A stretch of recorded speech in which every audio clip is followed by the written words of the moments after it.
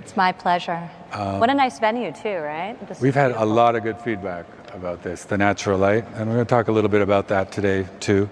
But again, thank you. And so today we're going to talk about how obsessing over details is the only way to build a hospitality brand. Now, there's been a lot of excitement about you coming today, and a lot of people have talked to me about this beforehand. And one question that keeps popping up is, what do you do at the Trump Organization? Your exact, your exact role, which is significant. But maybe just to start off, you could just explain, a little bit about your function at the company. So we're not long on titles. Okay. We very much have an environment that's really entrepreneurial, and we encourage people to try different things, really stretch their wings. And if somebody has the will and the ability to excel in an area, we want to afford them the freedom to do so. So, that starts right at the top. In terms of the Trump Organization, though, I guess on a most basic level, I spearhead all development and acquisitions for us, so primarily focused on the real estate side. I work alongside my two brothers, Don and Eric, who are amazing. We collectively co-founded the Trump Hotel Collection, which we're all incredibly proud of and is enjoying tremendous momentum. We created a great operating platform largely by deciding to self-manage some of our early hotels and realizing that it was really a great platform for us to grow the brand into markets where it would make less sense for us to be the developers, but where we could bring that same level of execution, that same high standard, that same level of service that our guests had come to appreciate and expect at our properties. So it's been phenomenal. We recently brought in our first CEO, Eric Danziger, who I've no doubt is going to take us to the next level from a growth perspective. But in terms of my brothers and myself, we're really always looking at new deals, underwriting deals, obviously working with each of our different teams, with Eric on the hotel side, to realize the company's full potential and to set the creative and aesthetic tone for what we want Trump Hotels to stand for. On the golf side, we have a robust and growing portfolio of truly iconic assets in the golf world, and that's an area that has grown very rapidly over the last decade, and we've all been deeply involved in properties from Turnberry, the iconic resort in Scotland, to Doral in Florida, some of which have hotel components. Both of those are an example. So we're seeing a lot of growth in the hotel space because traditionally you'd have, in the resort space, because traditionally you'd have an operator, a third party managing the golf, maybe a brand for the condo. There were all these different players who weren't necessarily working harmoniously or thinking about the holistic, bigger picture of the success of the project. They were concerned about their components of it and sort of maximizing those components. So for us to come in and have a deep understanding both of the development and the operations of both sides of the business has been golf, hotels, obviously condominium, which is where our roots are, and I think has very much influenced our hospitality vantage point. When you're building somebody's home, and especially at the highest level, like our condominium buildings that have set continuously the tone for the most luxurious, for really setting that international standard with every new project that comes online, you spend a lot of time thinking about what people value, how people live, how people utilize space, how people move within their space. You have to. Otherwise, you won't be successful. I mean, if people are making that type of purchase for their home, their primary or secondary, they're giving you very real, very critical feedback. And I think all of that has really gone to inform how we think about common spaces in our hotels, how we think about the rooms, the layouts. I'm very proud of that. A lot of times, developers or hotel managers will sort of view that as an afterthought.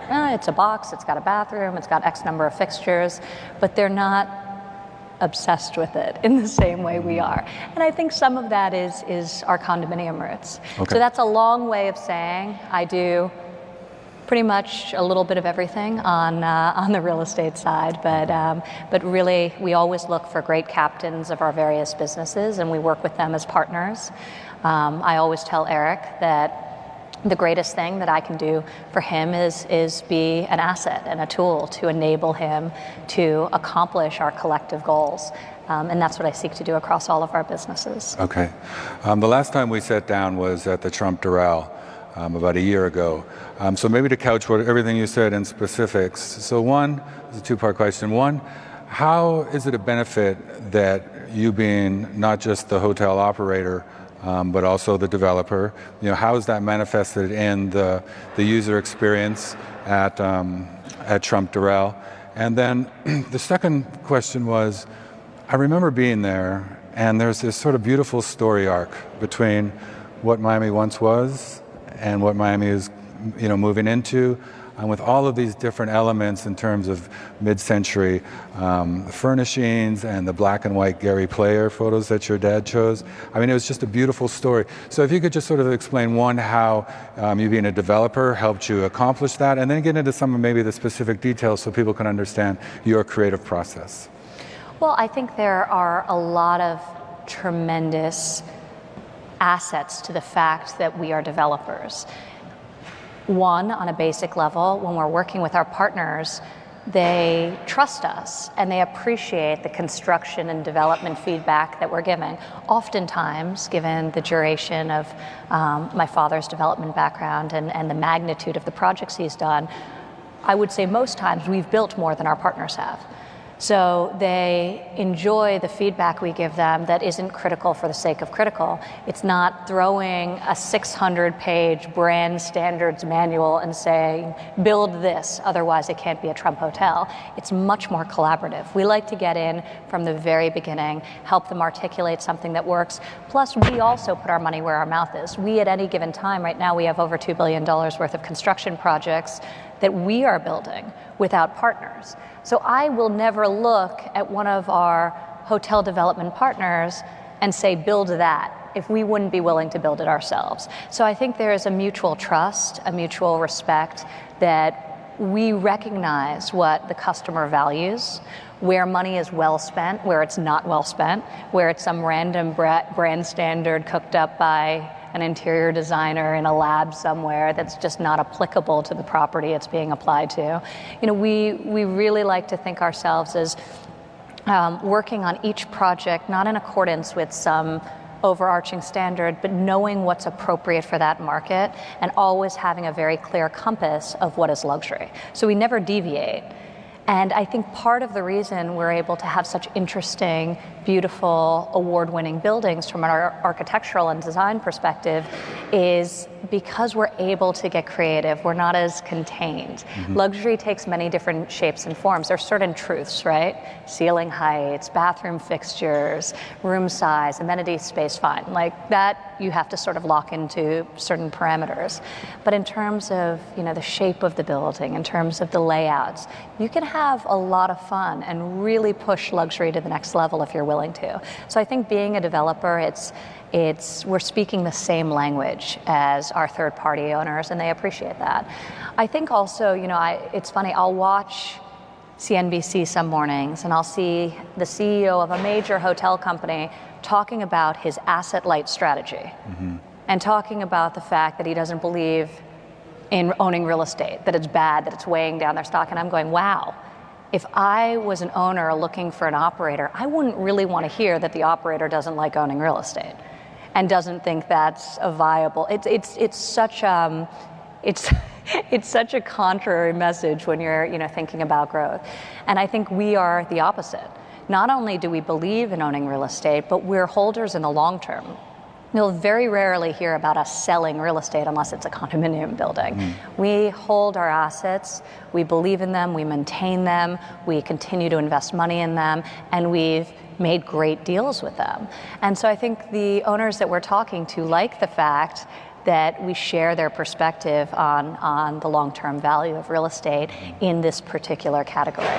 I also think from a design perspective, and we were talking about this before, we're actual builders. It's not conceptual, and we get in very early. So a lot of times, we'll look at great projects. I always feel so guilty when somebody brings me a great project, but there are things they could have done differently to make it better, but it's just a little bit too late. Like, I know exactly how much it's going to cost them to make the change.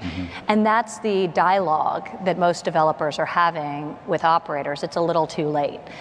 So for us, the ability to sort of get involved at the early stage and help conceive of a project rather than simply policing a standard after the fact is also very beneficial. So I think there's a lot of assets. We have our development team and our hotel team literally on the same floor in offices that are right next to each other. So at every stage in our projects, we're asking the hotel management team about the viability of how we've thought to lay out or program a space, and vice versa. So there's constant dialogue and feedback, and it's just not at all disjointed. Okay, excellent.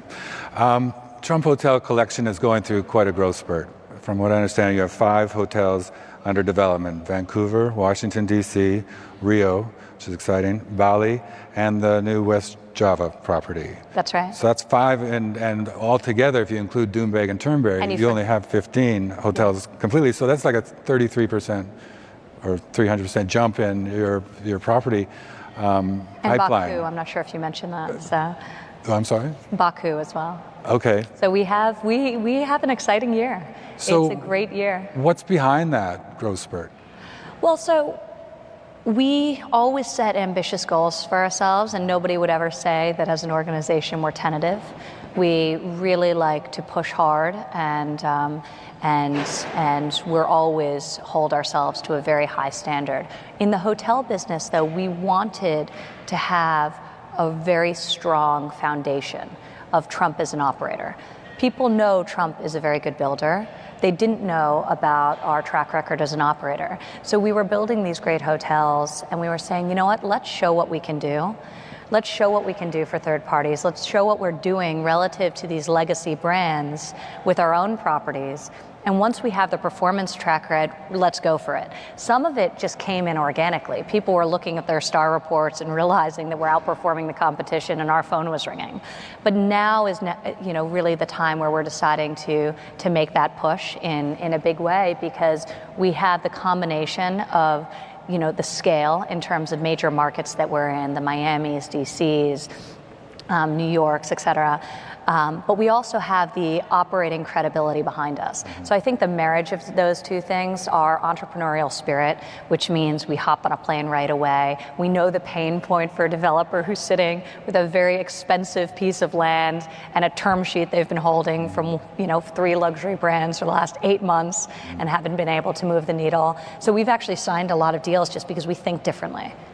If we want something, we go get it. Like, we don't wait around. A lot of times we'll do a handshake deal. We'll spend tens of hours working on design and development prior to anything being actually formally finalized in terms of a contract, because it is what it is.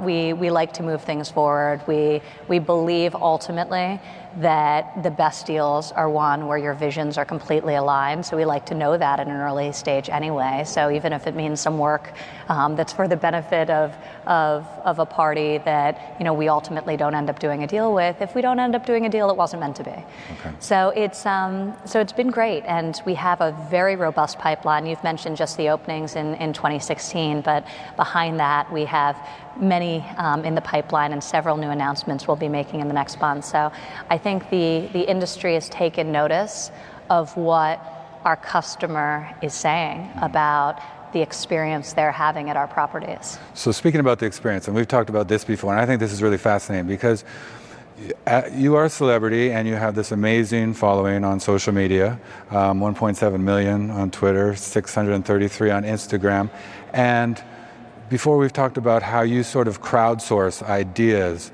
in terms of design and the guest experience, and that you reach out to your audience on a personal level to get some of those ideas. Could you talk a little bit about how that works and maybe what some of the ideas have been? Well, I think increasingly authenticity is everything in brand building. Mm-hmm. It's so important. People know when they stay at a Trump property that they can write a letter to Mr. Donald Trump.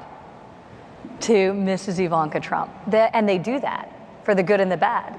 So I think people appreciate personality-driven brands when there's a deep sense of authenticity. And we're very fortunate, actually, in the hotel space that most of our competitors are large bureaucratic organizations that aren't led by founders anymore and that aren't led by families. Many of the great hotel companies started that way.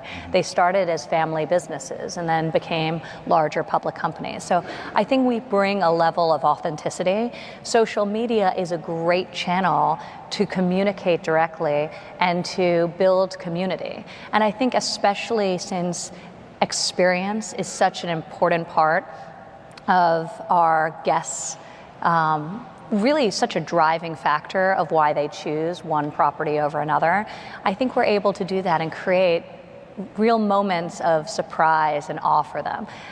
Just this morning, I saw on my Instagram account that somebody had posted a picture of a like she had gotten from me on one of her social channels. She had taken a screenshot, and in her narrative that she wrote underneath, in her comment, she said, "This was the most incredible week. I posted one thing across all my channels. I got a retweet from Ivanka Trump, I got a like from Eric Trump, and I got a retweet from the property she was staying at. I believe it was Trump Toronto. And she got like a mention from my father."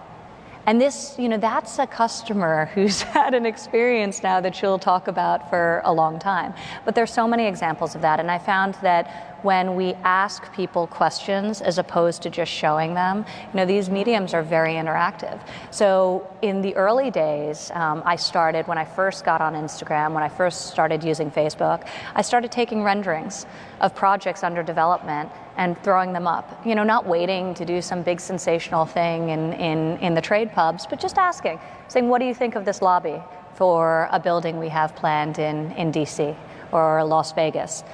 And the feedback we got was incredible. And by the way, we actually made some tweaks here and there to comments we get. It's amazing. So people react. It was all very positive reaction, but people had very specific call outs based on their aesthetic and preferences. But it was a great way to engage. And then throughout the lives of these projects, I'll follow up periodically, give a little bit more information, get more feedback, and you build some real excitement towards the asset, and also a feeling of that their voices within our community are being heard, and that's very valuable to us. And I think it's something that's really enjoyed by our followers, and it's something that we can uniquely do because they know we're real people. We're not somebody hired to do this on behalf of that brand or that company, but we're doing it ourselves. Another area that has been interestingly synergistic for the company is my own brand, which is very much geared at a professional working woman, so a millennial working woman. So the audience that we've developed in the community we've developed at Ivanka Trump has been very beneficial for expanding the typical Trump hotel demographic. And we're constantly thinking about ways to speak to this young female business traveler in a unique and authentic way, and using both of these mediums to support and promote one another. So you'll be seeing a lot more of that going forward as well. And I would encourage everyone, because I just discovered ivankatrump.com last night, the women work. What's the hashtag? It's hashtag Women Who Work. So. Women Who Works. Yeah. And it was really, really fascinating. I learned a lot of things. I learned how to wear leopard at work too. So what this campaign is I decided to create a website that wasn't commerce driven. So it's not an e-commerce site, it's a content site. It's really a media business, a publishing platform where we're creating great content for this next generation of working women with life hacks, style tips, but it's really everything is through the filter and the lens of this working woman, this modern working woman. And we launched the website, we have a newsletter that's great, and we're often talking about travel tips where we're having different GMs talk about sort of travel hacks and our different properties. So we're always weaving that into the dialogue as well in an organic, natural way. We did a wine buying cheat sheet, and we had have the general manager of our property in Virginia, which has a huge vineyard, give us the content and really develop the narrative. So it's a really nice way to bring all elements of Trump into this dialogue as well. But when I started the campaign, I launched with a video called Women Who Work, and that hashtag. And really it's about celebrating the fact that women today are incredibly multidimensional, and that needs to be celebrated by pop culture. There's this persistent stereotype of the woman in the black pantsuit. And I saw an advertisement for one of my clothing and apparel. I have a collection of apparel and accessories. And I saw an advertisement by one of our competitors showing the supermodel dressed in a black pantsuit, blown up to be the size of the buildings on Park Avenue and straddling Park Avenue holding a briefcase. And all I'm thinking is some 70-year-old man definitely thought this is what a working woman looks like, but it's not reflective. It's almost a caricature of how this woman lives, how she dresses, and how we should perceive her. So I thought there was an opportunity to really disrupt that, change the narrative, celebrate that we represent half the population. We're working at different things at different points in our lives and have different priorities, and that's good. We can't be sort of lumped into one group of professional women. So it's been amazing, and the campaign was very successful. Our hotels got very involved in it, which was a lot of fun. So when I launched this video, I had 13 of my friends who are very successful entrepreneurs. I filmed them and I asked them what work looks like to them. And I told them to give me their professional titles last. So they're talking about training for marathons and being amateur gardeners, raising children, teaching their son the alphabet, being wives, being sisters, and then saying what they do, which in all cases, in this case, was very impressive. So it was a fun way to say that we work at a lot of things, we work at all aspects of our lives, but I actually asked the social media community to do their own selfie videos, hashtag Women Who Work, and tag me at Ivanka Trump, and tell me what work looks like to them. So I had thousands, tens of thousands of these videos come in, and we really began a dialogue. And then it was very nice because all of our hotel teams independently got very involved, and I had associates and employees from all over the country that were working in Trump properties sending me in their videos, and it was really great. It was a great opportunity to engage our hotel community as well in an exciting effort. That is interesting. That's something I'd like to follow up at another time. This was the quickest 20 minutes of my life. We are out of time. We could talk for the whole day, and I think people would actually, enjoy that. But anyway, thank you very much again for being here. No, it's my pleasure. It was a pleasure seeing you again. Thank you all. I enjoyed this.